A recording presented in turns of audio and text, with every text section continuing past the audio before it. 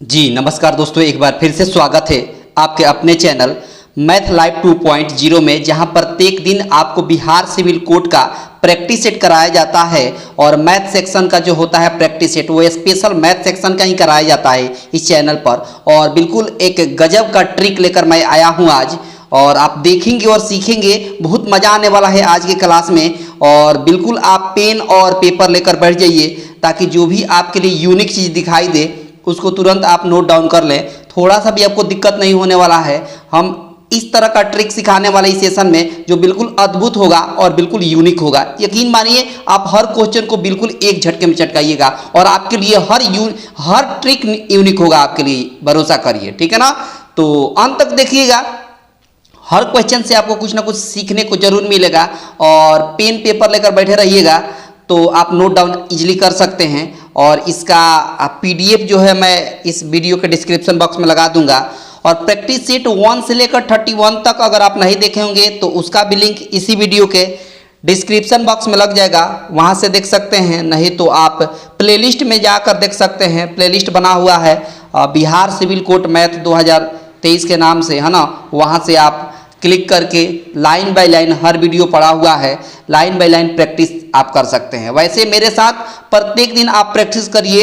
यकीन मानिए, जब आप एग्जाम हॉल में बैठे होंगे तो हर क्वेश्चन एक एक झटके में आप चटकाते हुए चलेंगे, और थोड़ा सा भी आपको दिमाग पर प्रेशर भी नहीं पड़ेगा, भरोसा रखिए, ठीक है ना।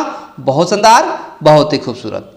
ये रहा अगला स्लाइड, और इसमें दिखाया गया कि सब लोग लाइक कर दें, ज़्यादा से ज़्यादा शेयर कर दें अपने दोस्तों के पास। और अगर चैनल पर पहली बार हैं तो चैनल को सब्सक्राइब करके रखें, ताकि आने वाले अपडेट का नोटिफिकेशन आपको सबसे पहले मिलता रहेगा, या किसी भी क्लास का नोटिफिकेशन आपको सबसे पहले पहुंच जाएगा, ठीक है ना। बहुत शानदार, बहुत ही खूबसूरत। ये देखिए आज का पहला सवाल, और आप देखेंगे और सीखेंगे कैसे इसको एक झटके में चटकाया जाता है। इसमें बोला है कि संख्या 10 से स्टार्ट करिए और 20 तक पहुंचिए, लेकिन सम संख्या लेना है। मतलब 10 लेना है, फिर 12 लेना है, और फिर आपको 14 लेना है, फिर 16 लेना है, और फिर आपको 20 लेना है, 20 तक लेना है, ठीक है ना। और ये सब के सब सम संख्या है।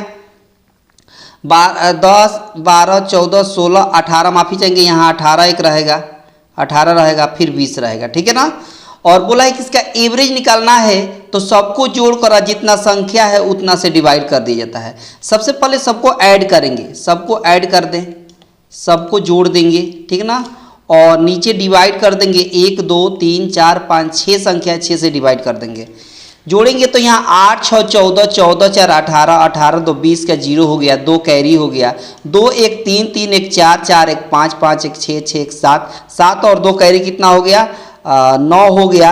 और नीचे 6 है तो 6 से डिवाइड करेंगे 90 में, तब 15 हो जाएगा। और 15 आपके सवाल का सही आंसर हो गया, जो ऑप्शन डी में दिख रहा है। कहाँ दिख रहा है बाबू? तो कहेगा ऑप्शन डी में दिख रहा है, जो बड़ी आसानी से और एक बेस्ट अप्रोच के साथ आपने इस क्वेश्चन को चटका दिया, और थोड़ा सा भी आपको समस्या नहीं हुई। इस तरह के सवाल को चटकाने का बेस्ट ट्रिक यही होता है ना। ये बहुत शानदार ट्रिक होता है, और आप बखूबी आप सीखते भी हैं। बस पेन और पेपर लेकर बैठे रहिएगा, जो भी आपके लिए यूनिक चीज़ दिखाई दे उसको तुरंत आप नोट डाउन करते रहिएगा। वैसे इस क्लास में बहुत मज़ा आने वाला है, अंत तक देखिए। ये हर क्वेश्चन आपको कुछ ना कुछ सिखाएगा जरूर। देखिए यहाँ बोला है कि एक ट्रेन 36 सेकेंड में एक स्टेशन प्लेटफॉर्म और एक 20 सेकेंड में प्लेटफॉर्म पर खड़ी एक आदमी को पार करती है। यदि ट्रेन की चाल कितनी है, तो ट्रेन की चाल आपको दी हुई है कितनी बाबू? तो कहेगा 72 किलोमीटर प्रति घंटा। इसको मीटर प्रति सेकंड में बदलना पड़ेगा। क्यों? क्योंकि बाकी सब डाटा जितना दिया है वो मीटर में दिया है और सेकंड में दिया है, इसलिए इसको मीटर प्रति सेकंड में बदलने के लिए 5/18 से मल्टीप्लाई करना पड़ेगा। तो 18 से 72 में भाग देंगे तो 18 चौका 72, 4 में 5 से गुणा करेंगे तो 20 मीटर प्रति सेकंड आपका चाल आ गया, ठीक है। अच्छा, मैंने कई बार बताया है कि अगर कोई ट्रेन है कुछ इस तरह, अगर कोई ट्रेन है, देख लीजिए यहाँ पर ट्रेन है, अगर ट्रेन जो है अगर किसी व्यक्ति को पार करे, क्रॉस करे, या आप कोई व्यक्ति खड़ा हो, या मान लीजिए कि कोई पोल खड़ा है, पोल उसको पार करे, या ऐसा कोई जिसका डिस्टेंस बिल्कुल नगण्य हो, मतलब बिल्कुल ना मात्रा में लिया जाए, तो वहाँ पर डिस्टेंस उसका नहीं लिया जाता है। वहाँ पर डिस्टेंस केवल ट्रेन की होती है, वहाँ पर डिस्टेंस किसकी होती है? ट्रेन की। लेकिन वही ट्रेन अगर किसी प्लेटफॉर्म को पार करे या कोई पुल हो उस पुल को पार करे, तब वहाँ पर डिस्टेंस जो लेंगे ना, वो लेंगे ट्रेन और प्लेटफॉर्म दोनों लेंगे। प्लेटफॉर्म को पार करेगा तब प्लेटफॉर्म जोड़ेंगे, आप पुल को पार करेगा तब पुल लेंगे। इस तरह होता है, ठीक है ना। अगर कोई व्यक्ति को पार करता है तो वहां पर डिस्टेंस केवल ट्रेन की लंबाई ही होती है, ठीक है ना। बहुत बढ़िया। अब आ जाइए, देखिए स्पीड कितना आ गया है, तो कहेगा 20 आ गया, बहुत बढ़िया। और उसके बाद क्या होता है, स्पीड बराबर क्या होता है, तो कहेगा डिस्टेंस बाई टाइम। डिस्टेंस कितना है, तो ट्रेन खुद ही है, ट्रेन खुद ही है, तो ट्रेन का डिस्टेंस ले लेते हैं। और नीचे हो जाएगा क्या बाबू, तो कहेगा टाइम। टाइम लग रहा है 20 सेकेंड, किसी व्यक्ति को पार करिए तो 20 सेकेंड लग रहा है ना, तो वहां पर ट्रेन की लंबाई ही डिस्टेंस होगी, ठीक है ना। क्रॉस गुणा करेंगे तो टी बराबर हो जाएगा 20 में गुणा करेंगे तो 400, यानी ट्रेन की लंबाई हो गई 400। ट्रेन की लंबाई हुई 400। फिर कह रहा है कि स्पीड उतना ही रहेगा, स्पीड फिर से 20 से लेना है, लेकिन अब जो डिस्टेंस लेना है वो पुल को पार कर रही है, प्लेटफॉर्म को पार कर रही है। तो जब प्लेटफॉर्म को पार करेगी तो डिस्टेंस मैंने क्या बताया था, ट्रेन और प्लेटफॉर्म दोनों लेना है। तो यहाँ पर डिस्टेंस हो जाएगा ट्रेन प्लस प्लेटफॉर्म, और नीचे टाइम। टाइम अब लग रहा है यहाँ पर 36 सेकंड। कितना बाबू, 36 सेकंड। क्रॉस गुणा करेंगे तो 36 दूना 72 हो गया, 720 हो गया। यहाँ टी बोला है तो ट्रेन की लंबाई यहाँ पर 400 दिया है, 400 आया है। आप प्लस प्लेटफॉर्म है तो प्लेटफॉर्म लिख देंगे, 4 से इधर जाकर माइनस करेंगे तो प्लेटफॉर्म बराबर क्या हो जाएगा, 720 में से 400 घटाएंगे तो 320 हो जाएगा। कितना हो जाएगा बाबू, तो 320 हो जाएगा। मतलब ट्रेन की लंबाई 320 आ गई। हालांकि यहाँ पर ट्रेन नहीं लेना था, यहाँ पर प्लेटफॉर्म लेना था, और यहाँ पर ट्रेन का नहीं प्लेटफॉर्म का वैल्यू दिया था, यहाँ ट्रेन लिखेंगे तो यहाँ पर जो भी आएगा वो ट्रेन आएगा, यानी ट्रेन की लंबाई आ जाएगी। ट्रेन की लंबाई कितनी हो जाएगी, तो कहेगा 320 हो जाएगी, जो ऑप्शन ए में दिख रहा है। कहाँ दिख रहा है बाबू, तो कहेगा ऑप्शन ए में दिख रहा है, जो बड़ी आसानी से और एक बेस्ट अप्रोच के साथ आपने इस क्वेश्चन को भी बिल्कुल एक झटके में चटका दिया और थोड़ा सा भी आपको समस्या नहीं हुई। आगे देखिए, अगला सवाल भी बहुत महत्वपूर्ण है और बड़े काम का चीज़ है। बोला है कि एक व्यापारी जो है अपने माल को अंकित मूल्य के 10% छूट पर बेचता है, और बोला है कि यदि माल का क्रय मूल्य 900 रुपया है तो 10% के लाभ प्राप्त करने के लिए उसे माल का अंकित मूल्य कितना होगा। छूट बोला है, डिस्काउंट बोला है 10%, उसके बाद प्रॉफिट बोला है 10%, उसके बाद सीपी दे दिया है आपको 900 रुपया, और मार्क प्राइस निकाल देना है, मार्क प्राइस यानी एमपी निकाल देना है, अंकित मूल्य। अब एक ट्रिक देखिए, बड़ा ही ज़बरदस्त ट्रिक है और बड़ा ही कंसेप्चुअल ट्रिक है। बस देखेंगे आप क्या होता है कि सीपी बाई एमपी क्या होता है, सीपी बाई एमपी बराबर होता है 100 माइनस डिस्काउंट, और नीचे होता है 100 प्लस प्रॉफिट %, ऐसे होता है ना। अब देखिए सीपी कितना दिया है, तो कहेगा 900 दिया हुआ है सीपी, और नीचे एमपी निकालना है, एमपी अपनी जगह पर रहेगा। यहाँ 100 माइनस डिस्काउंट करना है, तो 100 माइनस डिस्काउंट का मतलब 10 घटाएंगे, तो 100 में से 10 घटाएंगे तो कितना हो जाएगा, 90 हो जाएगा। और नीचे 100 प्लस प्रॉफिट मतलब हो गया 100 प्लस 10 हो जाएगा, मतलब 110 हो जाएगा। 10 से 10 काट दीजिए, 9 से काटिएगा तो 100 बार में कटेगा, क्रॉस गुणा करेंगे तो एमपी बराबर हो जाएगा 1100 हो जाएगा। एमपी कितना हो गया, यानी अंकित मूल्य कितना हो गया बाबू, तो कहेगा 1100 हो गया, और यही आपके सवाल का सही आंसर हो गया, जो ऑप्शन ए में दिख रहा है। कहाँ दिख रहा है बाबू, तो कहेगा ऑप्शन ए में दिख रहा है, जो बड़ी आसानी से और एक बेस्ट अप्रोच के साथ आपने इस क्वेश्चन को चटका दिया और थोड़ा सा भी आपको समस्या नहीं हुई, है ना। इस पार्टिकुलर क्वेश्चन का आंसर हो गया ऑप्शन ए। ऑप्शन ए बहुत शानदार, बहुत ही खूबसूरत। और अगर पसंद आ रहा है तो सब लोग शेयर कर दें अपने दोस्तों के पास, लाइक भी कर दें, और चैनल पर जितने लोग हैं चैनल को सब्सक्राइब करके रखें, ताकि नए आने वाले क्लास का नोटिफिकेशन आपको सबसे पहले मिलता रहेगा, ठीक है ना। अब आ जाइए सवाल में। सवाल बोला है कि 72 रुपया में, है ना, बोला है कि 72 रुपया में एक वस्तु को बेचने पर 10% की हानि होती है ना। 72 रुपये में बेचने पर एक वस्तु को कितना % हानि होती है, 10% की हानि होती है। और बोला है 5% लाभ पाने के लिए उसे कितना में बेचना पड़ेगा। देखिए सबसे पहले तो हम सीपी को ले लेते हैं 100%, सीपी को क्या ले लेते हैं 100%, बहुत बढ़िया। अब एक बात बताइए कि इसमें 10% की हानि अगर कर दें, 10% की हानि कर दें तो कितना में बिकेगा, तो कहेगा 90% में बिकेगा। और यही 90% का वैल्यू सवाल में दिया है 72 रुपये। कितना रुपये बाबू, तो कहेगा 72 रुपये मिलेगा। कितना मिले, बेचेगा 72 रुपये में बेचेगा। तो यहाँ पर 9 से कटाइए, 9 से 10 बार में 9 दहिया 90 हो गया, और 9 से 8 बार में, यानी 10% का वैल्यू हो गया 8। तो आपसे पूछा है कि 105% का वैल्यू निकालना है, क्योंकि 5% लाभ का माना है। तो पहले हम 100% का वैल्यू निकाल लेते हैं। तो 100% का वैल्यू कैसे निकलेगा, तो यहाँ पर क्या करेंगे कि सबसे पहले हम 100% का वैल्यू निकालेंगे। तो 100% का वैल्यू कितना हो जाएगा, तो यहाँ पर हो जाएगा कितना बाबू, तो 8 में 100 से गुणा कर देंगे तो कितना हो जाएगा, 800 हो जाएगा, मतलब क्रय मूल्य हो गया 800। अब बोला कि 5% का लाभ का माना है, तो यही 800 पर 5% बढ़ाइए, तो 100 में 5 बढ़ाएंगे तो कितना हो जाएगा, तो कहेगा 105% का वैल्यू निकालना है। यही 800 का 105% का वैल्यू निकालिए, तो 105/100 लिखेंगे ना, तो कहेगा बिल्कुल लिखेंगे। तो यहाँ पर बोला है कि 5% लाभ पाने के लिए इसे कितना बेचना पड़ेगा, 10% की हानि होती है, 5% का लाभ कमाइएगा तो कितना में बेचिएगा। तो यहाँ पर बोला है, माफ़ी चाहेंगे, यहाँ पर 100% का वैल्यू निकालेंगे तो 80 होगा। कितना बाबू, 80 होगा, क्योंकि एक जीरो यहाँ पहले से था, तो ये जीरो नहीं रहेगा, ये जीरो नहीं रहेगा। यहाँ से एक जीरो कट गया, 2 से 4 बार में, 2 से 5 बार में, आप 5 से कट गया 21 बार में। कितना बार में बाबू, 21 बार में। तो 4 में 21 से गुणा करेंगे तो कितना हो गया, 21 चौका 84 रुपया हो गया। तो अगर 5% का लाभ कमाना है तो कितना में बेचेगा, तो कहेगा कि 84 रुपया में बेचेंगे, यानी ऑप्शन हो गया डी। कौन सा हो गया बाबू, तो कहेगा ऑप्शन हो जाएगा डी, जो बड़ी आसानी से और एक बेस्ट अप्रोच के साथ आपने इस क्वेश्चन को भी बिल्कुल एक झटके में चटका दिया, और थोड़ा सा भी आपके दिमाग पर जोर नहीं पड़ा। बड़े आसानी से चटकाते हुए चलिए, और थोड़ा सा भी समस्या नहीं होगी, बस आराम से सीखिए और हर क्वेश्चन को बिल्कुल एक झटके में चटकाते हुए चलिए। अब देखिए आगे बोला है कि एक समचतुर्भुज है, ठीक है, और समचतुर्भुज का क्षेत्रफल दे दिया है, समचतुर्भुज का एरिया कितना दे दिया है, तो बोला है कि 175 सेंटीमीटर है ना, स्क्वायर होना चाहिए, ठीक है। विकर्ण का मतलब D1 का वैल्यू दिया है, पहला विकर्ण कितना दिया है, 25। वैसे समचतुर्भुज कुछ इस तरह का होता है, मान लीजिए ये समचतुर्भुज है, ठीक है, इसमें ये D1 होता है, ये D2 होता है, एक D1 होता है, एक D2 होता है विकर्ण इसका, ठीक ना। यहाँ बोला है कि दूसरे विकर्ण की लंबाई मतलब D2 निकाल देना है। अब देखिए एरिया का फॉर्मूला क्या होता है, एरिया बराबर दिया है 175, और समचतुर्भुज का एरिया क्या होता है, तो कहेगा 1/2 इंटू D1 इंटू D2, यानी पहला विकर्ण गुणे दूसरा विकर्ण बराबर 175 है, तो 175 ये एरिया होता है।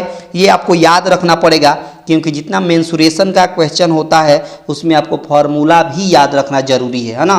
तो यहाँ बोला है 1/2, D1 का मतलब हो गया 25 दिया हुआ है, बहुत बढ़िया, और D2 निकालना है, अपनी जगह पर रहेगा, और बगल में बोला है 175, तो 175 भी रहेगा, ठीक ना।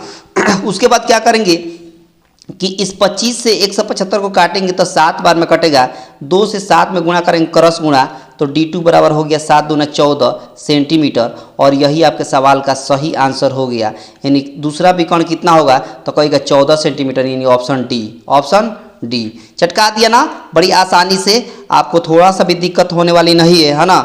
आराम से सीखते चलिए है ना, और चटकाइएगा एक झटके में है ना। बस यही मैंने कई बार बताया है आपको कि सीखिए बड़ी शिद्दत के साथ, आराम से सीखिए, लेकिन क्वेश्चन को चटकाइए बिल्कुल एक झटके में, ये होना चाहिए, मन में ये चलना चाहिए। आपके पास किसी भी पब्लिकेशन का किताब हो, आप चटकाएंगे, बस सीखिए यहाँ से, प्रत्येक दिन प्रैक्टिस करिए मेरे साथ, और किसी भी पब्लिकेशन का किताब उठाइए और उससे संबंधित, उससे रिलेटेड कोई भी क्वेश्चन आपके सामने आएगा तो बचेगा नहीं, आप बिल्कुल मतलब नहीं होता है, फ्राई कर दीजिएगा उसका, ठीक ना।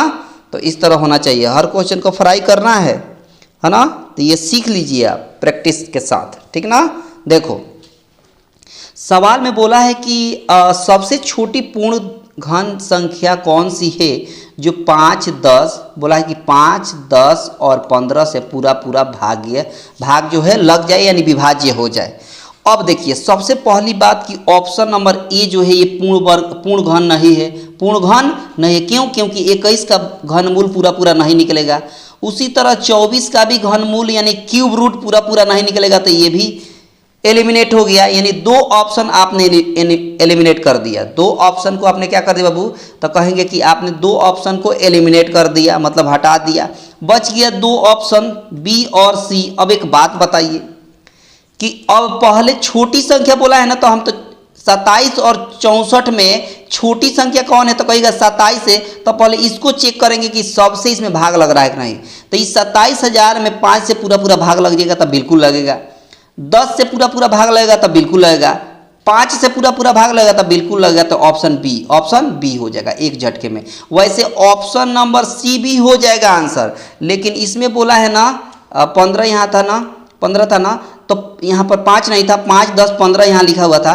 तो 15 से 64 में भाग पूरा पूरा नहीं लगता, इसलिए ऑप्शन सी भी नहीं होता। इसलिए ऑप्शन कौन हो जाएगा बाबू? बी हो जाएगा। हमने सोचा था कि यहाँ भी 5 है, लेकिन नहीं, क्वेश्चन से मैंने गलत लग रहा है, देखा था क्वेश्चन में था क्या था, 5, 10, 15 था, 5, 10, 15 था। तो 5, 10, 15 ये वही है जो इसमें पूरा पूरा भाग लग जाएगा, ठीक है ना, 27,000 में। तो इस तरह से आपका इस पर्टिकुलर क्वेश्चन का आंसर ऑप्शन बी हो गया, जहाँ पेन और पेपर के बिना भी इस सवाल को आप चटका सकते हैं। इसमें कहीं पेन की जरूरत नहीं है, बस आंखों से देखना है और इस तरह के सवाल को भस्म कर देना है, भस्म, ठीक ना। बहुत बढ़िया, बहुत ही खूबसूरत। आगे देखिए सवाल। अगला सवाल भी बहुत महत्वपूर्ण है और एग्जाम ओरिएंटेड है। आप देखेंगे कि कैसे इस तरह के सवाल को भी चटकाया जाता है ना, बिल्कुल एक झटके में। देखिए, और यही लेवल रहने वाला है आपके एग्जाम में, है ना। बिहार सिविल कोर्ट के पटना हाई कोर्ट असिस्टेंट में भी यही पूछने वाला है, यही लेवल रहेगा। देखिए, बोला है कि यदि एक लड़का अपने घर से 8 किलोमीटर प्रति घंटा की चाल से स्कूल जाता है तो उसे 30 मिनट की देरी से होती है, और यदि वह 12 किलोमीटर प्रति घंटा की चाल से जाता है तो समय पर पहुंच जाता है। तो बोला है कि उसके स्कूल की दूरी बताइए, उसके स्कूल की डिस्टेंस बता देनी है। अब समझिएगा बात। सबसे पहले तो यहाँ पर बोला है क्या बाबू? तो कहेगा कि स्पीड दे दिया है 8 किलोमीटर प्रति घंटा, 8 किलोमीटर प्रति घंटा, ठीक है। जब 8 किलोमीटर प्रति घंटा के हिसाब से चलता है तो 30 मिनट देरी से पहुंचता है। तो एक बात बताइए, डिस्टेंस बराबर क्या होता है? तो कहेगा डिस्टेंस बराबर होता है, चाहे स्पीड बराबर क्या होता है? तो कहेगा डिस्टेंस बाई टाइम। अब स्पीड 8 का है और डिस्टेंस नहीं मालूम है, डिस्टेंस वैसे ही रखते हैं, और टाइम जो है 30 मिनट देरी से जाता है, मतलब t + 30 मिनट हो जाएगा। मिनट को घंटा में बदलेंगे तो 1/2 होगा। क्यों? क्योंकि 30 मिनट को घंटा में बदलेंगे तो 60 से भाग देंगे तो 1/2 हो जाएगा। यानी एक t + 1/2 इसलिए लिख रहे हैं क्योंकि देरी हो रही है, लेट हो रहा है, इसलिए मैंने जोड़ दिया। अब यहाँ पर क्रॉस गुणा करेंगे इसके साथ, तो 8 में t से गुणा करेंगे तो 8t, आप प्लस 8 में 1/2 से मल्टीप्लाई करेंगे हाफ से तो 4 हो जाएगा, अब बराबर t है तो d। बहुत बढ़िया। अब एक और इसमें बात है कि अब उसका स्पीड जो है वो अब स्पीड बोला है कि 12 किलोमीटर प्रति घंटा लगेगा अब स्पीड। तो फिर से हम स्पीड बराबर 12 किलोमीटर प्रति घंटा लेंगे और डिस्टेंस उतना ही लेना है। टाइम जो है अब सेम लग रहा है, मतलब समय पर पहुंच रहा है, एकदम टाइम पर, ना देरी हो रहा है ना लेट। तो ना लेट हो रहा है, सॉरी माफी चाहेंगे, ना लेट हो रहा है ना ही आप पहले पहुंच रहा है। तो टाइम जो है उतना ही लेंगे, जितना टी माने है उतना ही लेंगे। बहुत बढ़िया। अब यहाँ पर क्या करेंगे कि यहाँ पर क्रॉस मल्टीप्लाई करेंगे तो 12t बराबर d हो गया। अब यहाँ से हम t का वैल्यू यहाँ पर भर देंगे, t का वैल्यू कितना निकलेगा? तो कहेगा d/12 निकलेगा, और यही d/12 यहाँ पुट कर देंगे तो हो जाएगा कितना? 8 × d/12 + 4 बराबर d। तो यहाँ पर हो जाएगा 4 दूना 8, 4 3 12, तो ऊपर हो जाएगा 2d, और यहाँ हो गया 4 3 12, और यहाँ हो गया 3d। कितना? 3d। अब ये 2d इधर आकर घटेगा तो d बराबर हो गया 12 किलोमीटर, और यही डिस्टेंस हो गया ऑप्शन डी। यही डिस्टेंस हो गया कि कितना हो जाएगा बाबू? तो ऑप्शन डी हो गया, जो बड़ी आसानी से और एक बेस्ट अप्रोच के साथ आपने एक ही झटके में, एक ही ट्रिक के साथ आपने क्या कर दिया? चटका दिया। अगर आपको एक बार में ये बात समझ में नहीं आई होगी, है ना, तो इसको फिर से पीछे स्किप करके देख लीजिएगा, क्योंकि ये वीडियो हमेशा यूट्यूब पर ही रहेगी, हटेगी नहीं, ठीक है ना। बहुत बढ़िया, बहुत ही खूबसूरत। बस नोट डाउन आप करते रहिए। मैंने बताया था ना कि हर क्वेश्चन से आपको कुछ ना कुछ सीखने को मिलेगा। देखिए यहाँ क्या ट्रिक है, यहाँ भी बड़ा शानदार ट्रिक है, और बहुत ही मतलब एक होता है ना कि बहुत ही शानदार और जानदार टेक्निक यहाँ लगने वाला है इस सवाल को चटकाने के लिए। देखेंगे आप, बोला है कि 40 छात्रों द्वारा प्राप्त किए गए अंकों का औसत 160 है, ठीक है। बाद में पता चला कि एक छात्र 165 अंक गलती से 125 लिख दिया है। मतलब लिखना था सही में 165, सही में लिखना था 165, लेकिन गलती से उसने 125 लिख दिया।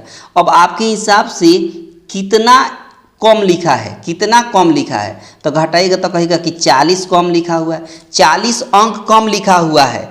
कितने छात्रों में बटेगा 40 अंक? तो कहेगा 40 छात्रों में बटेगा, क्योंकि 40 छात्र है ना, तो 40 से भाग दीजिएगा 40 में, तो कितना आ गया? 1 हो गया।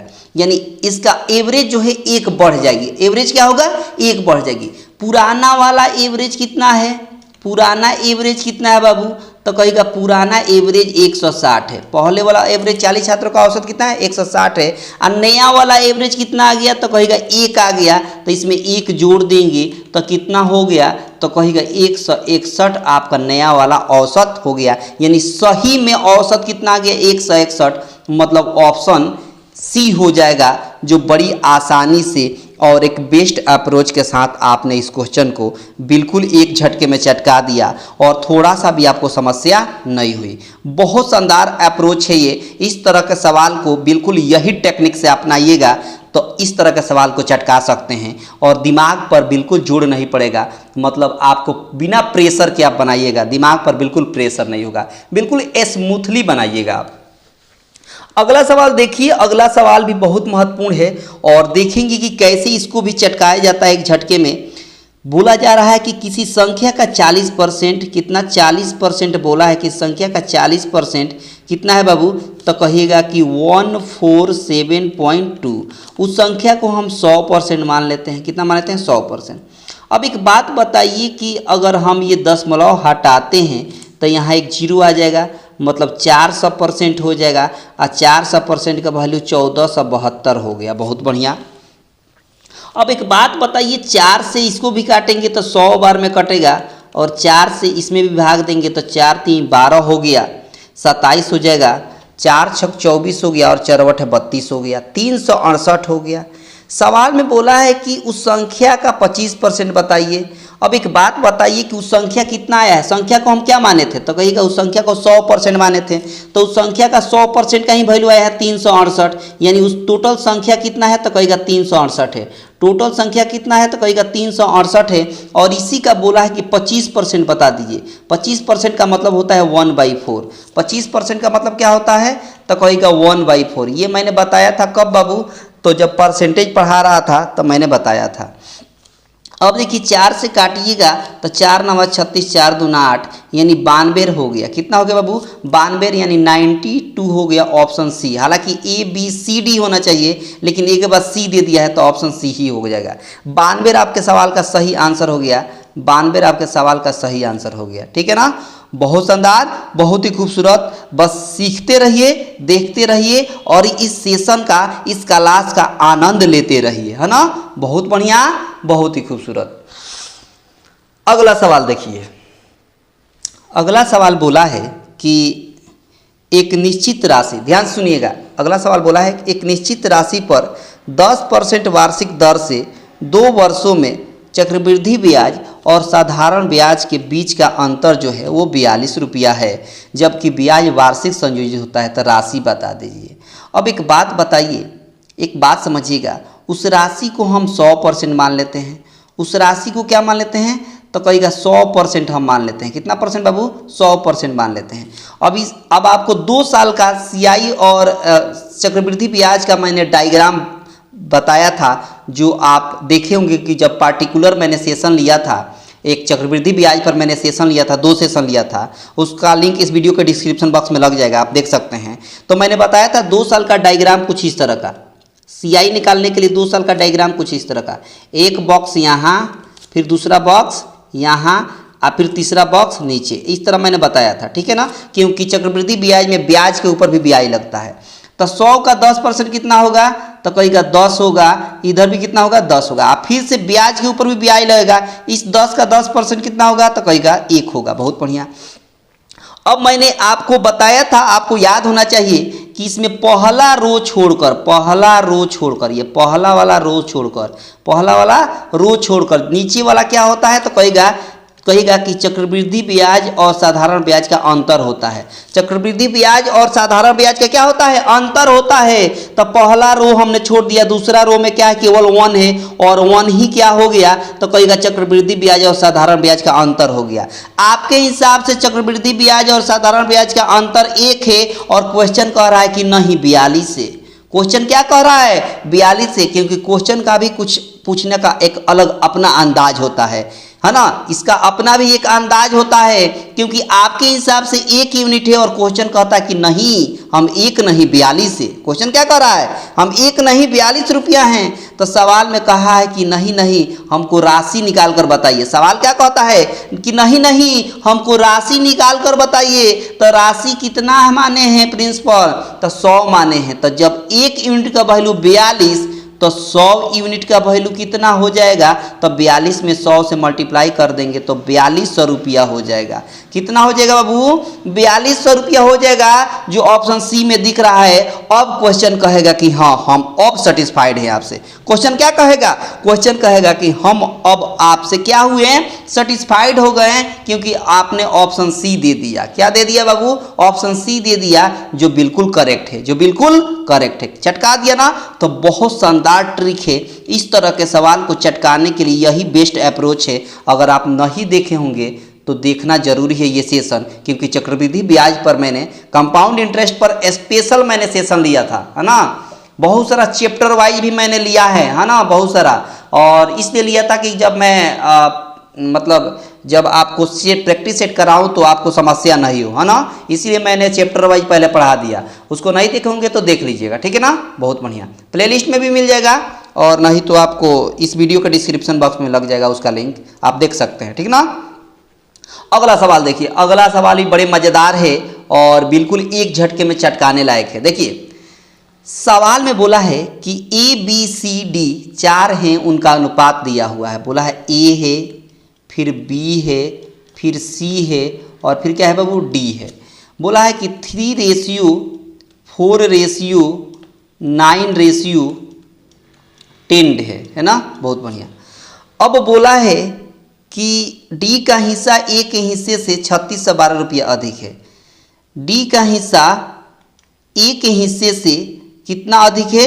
अब एक बात बताइए, आपके हिसाब से कितना अधिक है? जो D का हिस्सा 10 है और A का हिस्सा 3 है, कितना अधिक है? तो कहेगा 7 अधिक है। आपके हिसाब से 7 अधिक है, और क्वेश्चन कह रहा है कि नहीं रे बाबा, कितना अधिक हूँ मैं? 3612 अधिक हूँ। कितना अधिक हूँ? 3612 अधिक हूँ। अब 7 से काटेंगे तो 7 1 जा 7 होगा, और यहाँ हो जाएगा 7 5 35, 7 कम 7 6 42 हो गया, 516 हो गया। 1 यूनिट का वैल्यू 516 हो गया। अब कह रहा है कि नहीं हमको A और D मिलाकर बताइए कितना होगा। A का 3 है, D का 10 है, दोनों को मिलाइएगा तो 10 और 3 13 यूनिट का वैल्यू निकालना है। तो 13 से इसमें गुणा कर दीजिए, 13 6 78 हो गया, 7 कैरी हो गया, 13 कम 13 और 7 कैरी जोड़िएगा तो 20 होगा, 2 कैरी हो जाएगा। तो 13 5 65 और 2 कैरी 67 हो गया। 6708 आपके सवाल का आंसर हो गया, जो ऑप्शन ए में दिख रहा है। कहाँ दिख रहा है बाबू? तो कहेगा ऑप्शन ए में दिख रहा है, जो बड़ी आसानी से और एक बेस्ट अप्रोच के साथ आपने इस क्वेश्चन को भी चटका दिया, और थोड़ा सा भी आपके दिमाग पर जोर नहीं पड़ा। क्यों नहीं पड़ा? क्योंकि बड़ा स्मूथली आपने सीखा, और इस तरह के सवाल को यही बेस्ट अप्रोच होता है और यही शानदार ट्रिक होता है ना। बस आपको करना क्या है कि सब लोग लाइक जरूर कर देंगे। वो इसलिए क्योंकि आपके लाइक से भी हमें भी मोटिवेट मिलता है, ताकि हम अच्छे अच्छे क्वेश्चन आपके एग्जाम ओरिएंटेड लेकर आया करूं प्रत्येक दिन, है ना। बहुत शानदार सवाल देखिए। सवाल देखिए बड़ा मजेदार है। सवाल में बोला है कि एक बॉयज हैं और गर्ल्स है ना। बॉयज और गर्ल्स, लड़कों और लड़कियों का अनुपात दिया है 1:2, है ना। एक स्कूल के वार्षिक समारोह में लड़के और लड़कियों का अनुपात 1:2 बोला है, लेकिन जब 10 लड़के और 10 लड़कियां चली गई तो अनुपात हो जा रहा है 2:5। अनुपात हो जा रहा है 2:5। अच्छा, आपके हिसाब से कितने यहाँ अंतर है? तो 1 में 2 का 1 का अंतर है, 2 में 5 का 3 का अंतर है। मतलब कुछ पाले नहीं पड़ा, मतलब कुछ पाले नहीं पड़ा तो इसको अंतर को बराबर करने के लिए इनके रेशियो के अंतर से क्रॉस गुणा करेंगे। 2 और 1 में 1 का अंतर है और 2 और 5 में 3 का अंतर है। इस 3 से ऊपर वाला रेशियो में गुणा कर देंगे और इस 1 से नीचे वाला रेशियो में गुणा कर देंगे। इस 3 से ऊपर वाला में गुणा करेंगे तो 3 1 जा 3 हो गया और 3 2 6 हो गया। 1 से करेंगे तो 2 1 जा 2 हो जाएगा, 5 1 जा 5 हो जाएगा। यानी ये इनिशियल है ऊपर वाला, नीचे वाला जो है वो कुछ लड़के चले जा रहे हैं, वो अनुपात है। तो एक बात बताइए, 3 पहले थे, 2 बचे हैं, तो कितने गए हैं? तो कहेगा 1 गया है। अच्छा, इधर 6 थे, आप 5 अभी बचा हुआ है। 6 थे, आप 5 चले गए तो कितना उसमें से चले गए हैं? 1 चले गए हैं। कितने चले गए हैं? 1 चले गए। मतलब 6 था लेकिन 5 बचा हुआ है, तो कितने चले गए? 1 यूनिट। और यही 1 यूनिट का वैल्यू सवाल में बोला है 10। चाहे लड़का हो चाहे लड़की हो, दोनों में से 1 गया है, तो 1 यूनिट का वैल्यू हो गया 10। जब 1 यूनिट का वैल्यू 10 गया है तो एक बात बताइए कि पूछा है कि मूल रूप से वार्षिक समारोह में कुल कितने छात्र थे? तो मूल रूप से ओरिजिनल रेशियो कौन वाला है? ऊपर वाला है। तो 6 और 3 कितना हो जाएगा? तो कहेगा 9 यूनिट हो जाएगा। 1 यूनिट का वैल्यू 10, तो 9 यूनिट का वैल्यू कितना हो जाएगा? 90 हो जाएगा। और यही आपके सवाल का सही आंसर हो जाएगा। उस वार्षिक समारोह में लड़के और लड़की मिलाकर 90 विद्यार्थी थे। उस वार्षिक समारोह में लड़के और लड़की मिलाकर कितने विद्यार्थी थे बाबू? तो कहेगा 90 विद्यार्थी थे, जो बड़ी आसानी से और एक बेस्ट ट्रिक के साथ आपने इस क्वेश्चन को चटका दिया और थोड़ा सा भी आपके दिमाग पर जोर नहीं पड़ा। नहीं ना पड़ा? बहुत शानदार, बहुत ही खूबसूरत। अगला क्वेश्चन देखिए। अगला क्वेश्चन भी बहुत महत्वपूर्ण है। देखिए, सवाल में बोला है कि एक विद्यालय में 468 टोटल विद्यार्थी हैं। टोटल विद्यार्थी कितने हैं बाबू? तो कहेगा 468 है। ठीक है, उसमें कुछ बॉयज है और कुछ गर्ल्स है। यानी बॉयज आपके इधर हैं और गर्ल्स आपका इधर है। बॉयज और गर्ल्स का रेशियो 5:4 दिया हुआ है। 5:4 दिया है। बहुत बढ़िया। अब बोला है कि उसमें लड़कों और लड़कियों का अनुपात 1:1 करने के लिए कितनी और लड़कियों सम्मिलित करनी चाहिए? मतलब इसमें लड़कियों की संख्या कितना मिला दीजिएगा कि उनका रेशियो 1:1 हो जाए। अब देखिए, सबसे पहली बात कि 1:1 करने के लिए आपको एक बात बताइए, लड़की और मिलाने की बात हो रही, मतलब लड़का तो नहीं मिलाया जा रहा है। इसका मतलब कि लड़का जितना पहले था उतना अभी भी होना चाहिए। तो लड़का पहले 5 था तो अभी भी 5 होगा। तो इधर 5 बनाइएगा तो इधर भी 5 बनेगा, क्योंकि दोनों तरफ 5 से गुणा कर देंगे। बहुत बढ़िया।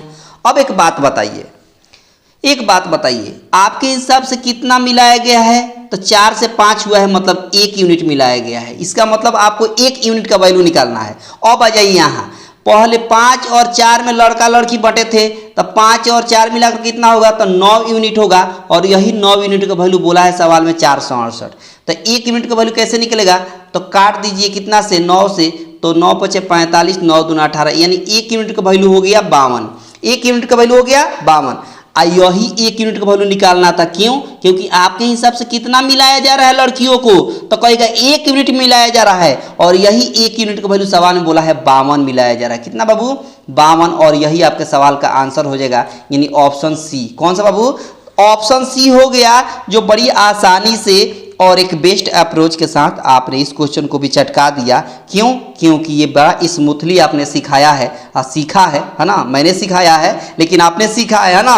और बिल्कुल दिमाग पर जोर नहीं पड़ा और बिल्कुल बिना प्रेशर के, है ना? सबसे बड़ी बात तो ये है कि सवाल को बनाने के लिए बिना प्रेशर के बनाइएगा तो इजीली बन जाएगा और हर क्वेश्चन को चटका भी दीजिएगा। तो जो भी आपके पास पब्लिकेशन है उस पब्लिकेशन का प्रयोग करिए और उस पब्लिकेशन में से क्वेश्चन इस टाइप का ढूंढिए और उसको चटकाने का प्रयास करिए। यकीन मानिए आप एक झटके में चटका रहे होंगे, आपको थोड़ा सा भी दिक्कत होने वाला भी नहीं है। यहाँ देखिए, यहाँ बोला है कि कोई व्यक्ति है जो किसी काम को 30 दिन में करता है और बी कोई व्यक्ति है जो उस काम को 20 दिन में करता है। अब बोला है कि ए और बी दोनों मिल जाए तब काम कितना दिन में कंप्लीट हो जाएगा। तो सबसे पहले इस तरह के सवाल में हम टोटल वर्क निकालते हैं और टोटल वर्क निकालने का क्या ट्रिक है, दोनों का एलसीएम निकालते हैं। तो 30 और 20 का एलसीएम हो जाएगा 60। कितना बाबू? 60। ठीक है, 30 से 60 में भागेंगे तो ए जो है 2 यूनिट काम करेगा एक दिन में। आप 20 से 60 में भाग देंगे तो एक दिन में बी 3 यूनिट काम करेगा और एक दिन में ए जो है 2 यूनिट काम करेगा। ठीक है, करना किसको है? तो कहेगा ए और बी दोनों को करना है। काम कितना करना है? तो कहेगा काम टोटल 60 करना है। टोटल काम करना है 60। करना किसको है, ए और बी दोनों को। ए की क्षमता कितनी है, 2 है, बी की क्षमता कितनी है, 3 है, तो 3 2 और मिलकर कितना हो गया, 5 क्षमता से करेंगे तो 5 से भाग देंगे 60 में, तो 12 दिन में काम कंप्लीट हो जाएगा।